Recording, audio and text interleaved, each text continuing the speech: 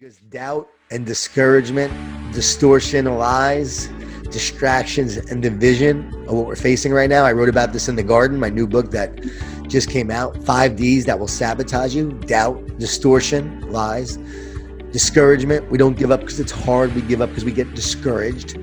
Distractions. We don't focus on what matters most. We get distracted by all the things that don't matter.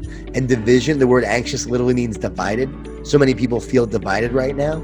And so for me, the way we overcome that is through trust, which is very positive. It's through speaking truth to the lies by encouraging ourselves, encouraging others with the truth. And the truth is, we'll get through this. The truth is,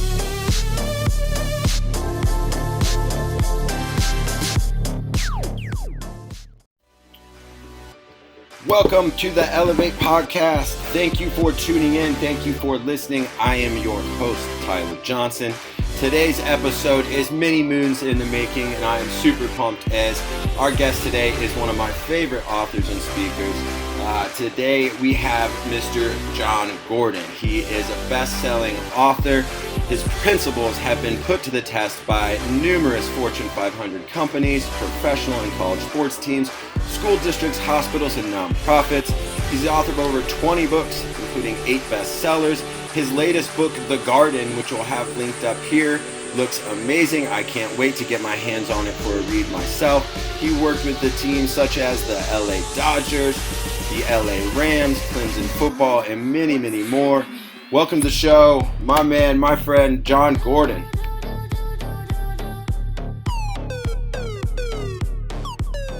Jon, welcome to the Elev8 podcast. Thank you for joining us today. Tyler, great to be with you. For those that might not know your story, in a few minutes, can you take us from Ivy League lacrosse to best-selling author? Well, the only reason why I got to the Ivy League was because of lacrosse. I was definitely not the greatest student. Lacrosse got me into Cornell, no doubt about it. But I learned, I grew, I became a leader there. I learned about culture and teamwork and really changed my life. The experience truly had a huge impact on me. I would not be doing what I'm doing today if I didn't have that experience playing lacrosse at Cornell. Graduate Cornell, I go down to Texas because I had a girlfriend at the time and she lived in Houston. I drove down there. My car actually blew up on the way down, caught on fire, literally left it on the side of the road. I should have known right then and there the relationship was not going to work out. Found a U-Haul, drove a U-Haul down, winded up leasing a car, waiting tables. We start fighting. I know I don't want to live there. I gave up going to law school to be down there. And I said, listen, I got to go home. She said, if you go home, we're over. I said, I got to go home. So I drive home. I'm devastated. I'm upset. On my way home, I got the CD. I put it in, and it's by Meatloaf. I'll do anything for love, but I won't do that. Got tears coming down my eyes. I go home. I start waiting tables at Houlihan's. All my friends went to go work on Wall Street. Thought my life was over. I'm living with my parents. Like, what am I doing? And I knew I needed to move somewhere. So I decided to go to Atlanta. Someone said, check out Atlanta, young city, up and coming. It was the South. Literally went down to Atlanta with a friend. We packed up a car, got an apartment. I started waiting tables down there and started to create my life. Next thing you know, I get a bartending job in Atlanta. Next thing you know, I'm 24 years old. I wound up opening a bar. I got my master's in teaching at Emory University. So I taught for a little bit. Then I opened up this bar. I always say teaching led me to open the bar up, which is a joke I like to share with teachers. I love teachers, love what they do and respect them so much because, again, I had this opportunity to teach and learned how challenging it is. So now I'm in the business world. I opened up this bar. I started a nonprofit organization called the Phoenix Organization, raising money for youth-focused charities. We did the Evander Holyfield golf tournament. We supported the Boys and Girls Club, did a lot with the youth in the community. And then I met my wife. Met my wife outside of the bar right after we opened it up. A couple weeks later, we wound up having 2 children. I'm now 30 years old, went to go work for a .com. Oh, before that, I ran for city council of Atlanta, walked door to door to 7,000 houses. And I also went to law school at Georgia State for a year and a half and then quit after a year and a half, knowing it wasn't for me. Went to go work for a .com, 2 small children, still had the restaurant. We opened up another place as well, was doing okay and had those places. Then I'm going to work at this company, had a chance to make a lot of money that I was going to make my gazillions. And then we moved to Jacksonville. I sell the restaurants back to my partners. I was sort of forced to do that. They were stealing from me. And so I basically, got bought out, was happy to take whatever money they gave me. They didn't give me a lot, but I didn't want to fight. I didn't want a legal battle. I took that money, moved down to moved to Jacksonville, Florida, Ponte Vedra Beach, moving there, working for the .com, wife, 2 small children. I lose my job during the .com crash. And that was pretty scary. That was the most fearful time of my life. And that was a huge wake-up call. That was when I was like, what am I born to do? Why am I here? And writing and speaking came to me. And I knew I couldn't just write and speak. I had to support my family. So I decided to open a Moe's Southwest Grill burrito place. I was the 6th Moe's in the entire country, the first Moe's in Florida. Second, mortgaged our home, $20,000 in credit card to open up this one Moe's, put everything we had into it. Again, scariest time of my life, very fearful, but just went for it and opened up this Moe's. Eventually made it successful. That's a whole other story and how we made it successful. Wind up knowing I want to write and speak. Got my first speaking gig in the restaurant. I met the managing partner of New York Life in Jacksonville. Her name was Robin Wabi.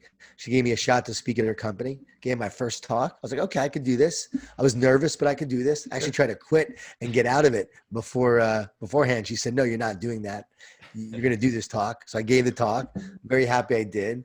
It was energizing. And I thought, all right, maybe I'll try to make a career out of this. And that began the journey of what I do now. I love it. That was a power pack. Very condensed. Yeah, well done. You touched on the .com thing, and I think when I found your books, it was that story through another podcast. Maybe I was hearing you on, because I had a kid and a wife and had lost a job, and it was I really felt where it was coming from. Why are moments like that so vital to our journeys in life? Well, we have these defining moments in our life where we can choose fear or faith. We can go back into the past or look to create the future. And I think for me, that was the moment where I had to look to create the future. I had to look to really decide, like, who am I? Who do I want to be? I think people are going through that right now. Right now, we have to decide, like, who am I? Who do I want to be? What do I want to create going forward? This has been a time for great reflection to really think about who you are, what you want to be, what you want to build, what you want to create, because the world is, like, in many ways, is burning around us. And there's so many challenges and adversity and setbacks. I think that causes you to go deeper into your purpose, into your passion, into what really matters most. So out of all the bad can come out a lot of good. And so I'm very optimistic in that. But for each person, it's also a struggle because you have to go through the discomfort of these moments to ultimately define who you are and what you want to be. That's why they're defining moments. So the discomfort is what leads to growth. Discomfort leads to growth. I love it. You've had a lot of experience around some great teams, great organizations. Is there a lesson from being around those teams or coaches that sticks out? Well, so many from so many leaders I've had Sure. to work with, had the opportunity to work with, wrote The Power of Positive Leadership and The Power of a Positive Team, which are what I've learned from all the leaders I've worked with and all the teams I've worked with. What makes great leaders great? What makes great teams great?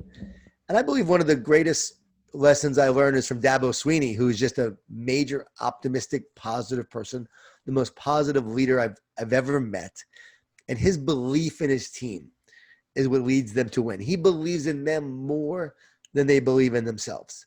And so I've seen the power of belief. That leadership is a transfer of belief. It's essential. From Nick Nurse, I learned that you have to address the negativity that exists on a team. He put an elephant on his desk the year they won the championship. And so anytime a player walked in, they would see the elephant and they knew they were going to deal with the elephant in the room. They were going to talk about the issue. They were going to talk about the conflict. They weren't going to let things fester. They weren't going to let bitterness spread. They were going to address the issue, deal with it, heal it, and grow from it. And that's why they won a championship. So I learned that from him. And then I learned from the U.S. women's soccer team, I learned that they would have a debrief after every game. Allie Long told me this in my podcast, and she said that we would debrief after every game. and give feedback to each other and talk about what we did wrong and what we could do better. And no one took it personal because Wow. everyone wanted to be great for the team and build a great team. And so they were more interested in getting better and improving rather than their own egos. And so that debrief idea and getting better and having difficult conversations, and the Seattle Seahawks with Tell the Truth Mondays, where you Yep. come together every Monday after a Sunday game and you talk about the truth and no one takes it personal because it's part of the culture. That is really key to building a great team. I'm glad you brought up Nick Nurse. He's a fellow Northern Iowa alumnus. All right. Yeah, basketball for him, football for me, but we're proud of Nick. Why can positivity be such medicine to so many symptoms we see, we feel, we're observing? You talked about things feeling on fire lately. Why can positivity be such medicine? Because negativity is what drains you, because doubt and discouragement, distortion, lies, distractions, and division are what we're facing right now. I wrote about this in The Garden, my new book that just came out. 5 Ds that will sabotage you: doubt, distortion, lies, discouragement. We don't give up because it's hard. We give up because we get discouraged. Distractions. We don't focus on what matters most. We get distracted by all the things that don't matter. And division, the word anxious literally means divided. So many people feel divided right now. And so for me, the way we overcome that is through trust, which is very positive. It's through speaking truth to the lies, by encouraging ourselves, encouraging others with the truth. And the truth is, we'll get through this. The truth is, there is a God. I truly believe that. I know that is with us, even though it may not look that way at times. That my faith in God doesn't make life easier. It makes me stronger. And just as stars shine the brightest in the darkness, positive people shine the most through adversity. Not Pollyanna positive. This is not about seeing the world through rose-colored glasses. This is knowing that you have the power to overcome the thorns. And so the truth is that we can encourage ourselves and we're positive, and we just take it one day at a time, and we control what we control. And we do that every day. And by staying positive, you have hope for one more day. And that keeps you going until you can turn things around. Pessimists do not change the world. Naysayers say you can't do it. Complainers complain about problems, but they don't solve them. Critics write words, but they don't write the future. We know that throughout history. Positive leaders, the believers, the dreamers, the doers that have the greatest impact. They're the ones who transform their teams and organizations. So pessimism is going to bring the country down. And I see so many people that are more pessimistic than ever. And it seems like the media with their doom and gloom is making people feel more pessimistic than ever. And that concerns me. It's like they don't want this country to succeed. They don't want us to overcome. It's so strange what I'm seeing. And so more than ever, we need to speak truth. We need to seek truth. We need to live with optimism. We need to live with belief. We need to understand we're facing challenging times, but we can learn and grow from what we're going through. And then from there, we then unite and focus on what matters most. So instead of distractions, what matters most, relationships, and really investing in people. That's what matters most. Building yourself and building your family and being there for them is what matters most. And then uniting to self, uniting with your team, and uniting back to each other. So the divisions that are happening right now, that's going to cause us to be weak, but through unity, we'll be strong. And so positivity is how we do all of it. Because if you're not positive, you're not optimistic, if you don't love, which is the ultimate positive action, you're not going to be able to do any of it. You won't be able to overcome. So that's why we need optimism and belief more than ever. And, Duke University did a study on optimists. They found that they worked harder, got paid more, were more likely to succeed in business and sports. And what they found was that because these optimists believed in a brighter and better future, they took the actions necessary to create it. It became a self-fulfilling prophecy. So what you believe will determine ultimately what you create. And that's why optimism is so important. Well, thanks for being some medicine today yourself for us. You mentioned the Pollyanna positive. Quickly give us, what's the difference between, I think, that Pollyanna positive versus this, grounded optimism that serves you and can actually be a guide to your mind. So Pollyanna might be, there's racial tension, but we just all got to love each other. And if we love each other, everything will be great. Well, that is true. There's an element of truth that we love each other, but Sure, there's also an understanding that grounded optimism is I need to hear you. I need to listen to you. I need to know that there is systemic racism that does exist and it has existed. I need to understand what you're going through. I need to empathize with you and be there to listen. And if we do that and I listen and I know what things need to be done and criminal justice reform, and we need to address the issues that exist. We need to, I believe we need to invest in communities and schools, Big time, and big children and teachers, and we really need to focus on that. And if we do these things, we're going to see improvement. We're going to see growth. That is real optimism, not just Pollyanna. So you're addressing the issue. So for me, there's a coronavirus and it exists, and you need to understand and do the research on it and all about it and recognize that it's not a hoax. It does exist. It is real, but also being very truthful and understanding the different factions of it, understanding that young people really don't get affected by it. And we're seeing that, and we're seeing that, it's really dangerous for older people. We have to protect the older people. So it's understanding that there's a virus and we have to deal with that and address that. But it's knowing that this is not going to be the end of us and that we can take practical steps to work through it and get better and overcome. So that's again, you could look at it and say with Pollyanna positive that, hey, everything's gonna be great. But you can also, with grounded optimism, say, hey, here's the facts we're dealing with. This is a challenge. This is a struggle. There are people dying, and we need to address that. And we need to make sure that we protect those who are vulnerable. But this is how we can move through it as a country. And then where you'll start to have disagreements is what policy decisions do you need to make to overcome? And that's where people will disagree. And that's where you can get negative again instead of debating. I wish we can just have debates about it, about what might be the best course in anything we're discussing. But that's where the challenge is today is if you disagree with someone, now it turns into ugly rather than listening to each other and finding the way forward. For me, I'm a truth seeker. I don't have an agenda. I want the truth. Let's talk about the truth and get to the truth. And whoever's sharing the truth and who's gonna help us move forward, that's what we need to focus on. And I think there's too many people focus on their sides with biased information, trying to prove their points rather than just seeking the truth. I love it. Part of seeking the truth I found is the role gratitude can help us play. How do you see that? It's one of the greatest lessons I think I learned from your work is just from, you have a gratitude walks you do. I've, created a journal for many years now. What role do you see gratitude playing on great teams with great coaches? It's the only way I've been able to get through this time myself is just to practice gratitude each day. Used to do a walk of gratitude every day. Now I'm doing 2 walks. So during this whole pandemic, the last 3 months since March, I go in the morning and I go at night. It used to just be 1 a day. Now it's 2 a day. And it's how I'm staying mentally healthy. When you walk and practice gratitude, the research shows you're flooding your brain and body with these positive emotions that uplift you rather than the stress hormones that slowly drain and kill you. And so by doing that each day, you're creating a fertile mind that's ready for great things to happen. You can't be stressed and thankful at the same time.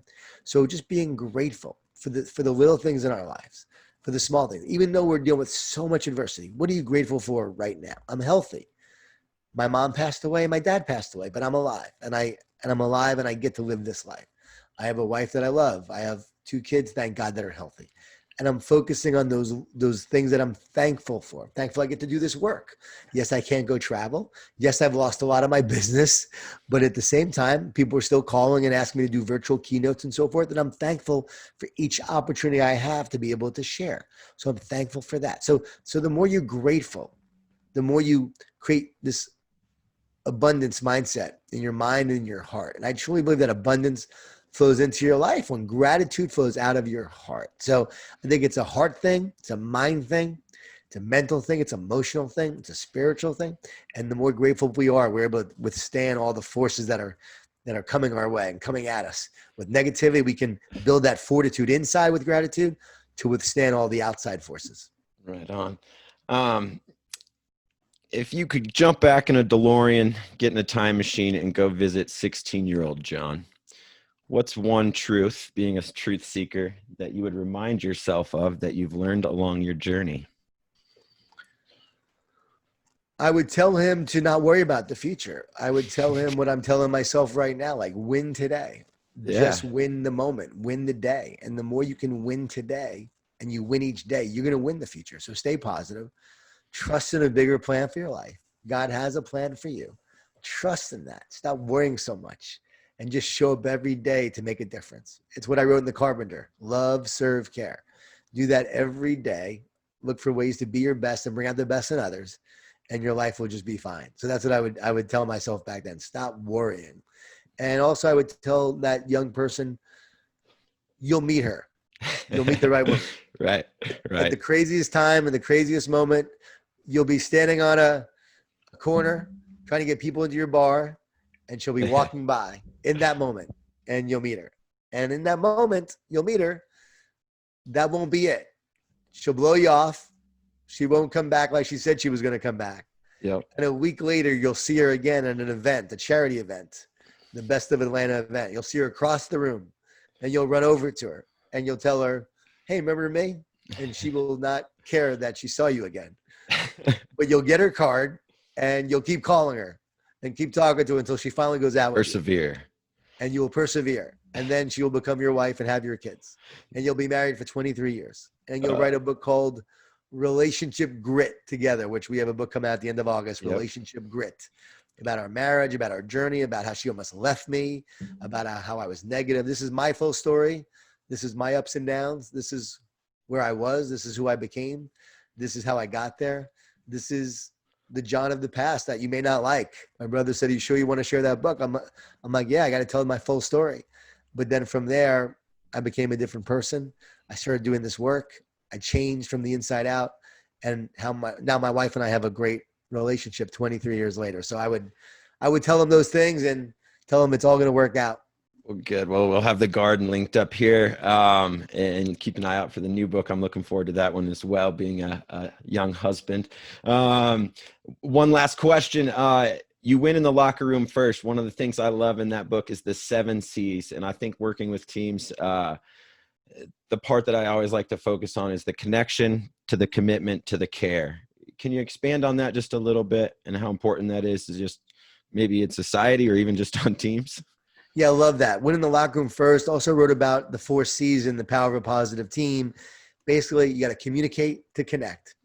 And then you connect, you earn trust. You build the bond of trust. You build the relationship. You create emotional and psychological safety. And how connection then leads to commitment, because you'll never have commitment without connection. You need to connect to each other and with each other to become a strong and committed team.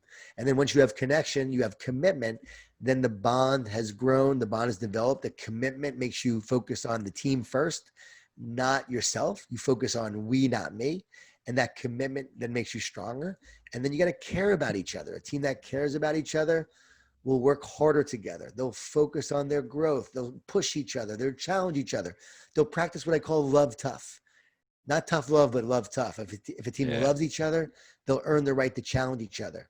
And from that, the communication, the connection, the commitment, and the caring, you will build a great team. And I encourage anyone who wants to build a great team, read You Win in the Locker Room First, or The Power of a Positive Team, one of my newer books, to build a strong team. I know my son started off with The Energy Bus for Kids is one of the first books we got him. So how old? He is 4.5. So all right. Yeah, he loves flipping through that. So thank you so much for your time today, John. Been a dose of positivity medicine for us, definitely, and can't appreciate you enough in all that you do in this world. So thank you so much. Hey, Tyler, appreciate you. Appreciate your podcast, the work that you're doing, and just keep sharing the great work out there. We need everyone right now sharing optimism and positivity, and we need to build stronger. We need to build stronger teams, and I know you do that. So keep up the awesome work. Well, I appreciate it. Thank you so much, John.